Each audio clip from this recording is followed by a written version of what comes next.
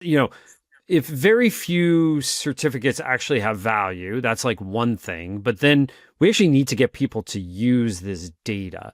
And it seems like that's part of the conversation that's happening right now around workforce Pell, because states are going to have to get more active here, both in setting up systems to measure, but also to be more proactive about which credentials and programs are eligible for federal dollars. So is that what's going to have to happen here? Is this government action to get this data to be used?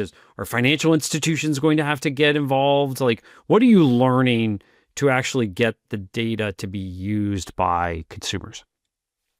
So first, by the way, just a data point, because I can't go anywhere without providing data points. But on why exactly to your point, Jeff, we need to get these things used. There was a study that came out about a year ago, right as sort of workforce Pell was starting to trend toward its eventual passage from IES, from the Institute for Educational Sciences, which sort of ran a pilot on workforce Pell. And where they sort of made something that looked like workforce Pell funds available to people to pursue workforce training, non-degree workforce training. Here's what they found. They found that it was very successful in increasing access. A lot more people pursued it when they had access to those funds. And surprise, surprise, it did nothing to increase people's earnings. Hmm. Right. So when we have options and in fact, when we have more options and more capacity to pursue them and no nutrition label, you're just adding, just throwing gasoline on the fire.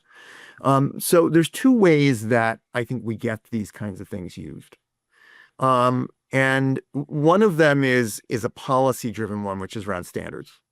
How do we have more stringent standards for and more evidence-based and empirical standards for what it is that we're going to fund?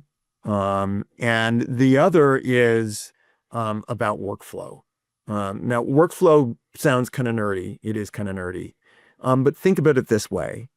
We make decisions not in a vacuum, but we make them within a process. And right, like when we're reading a book, how many of us actually get off the sofa to look, go pick the dictionary off the shelf and look up a word, right? But if it's right there in the margin, you might look it up. And so what we've been looking at are where are those places where decisions are getting made?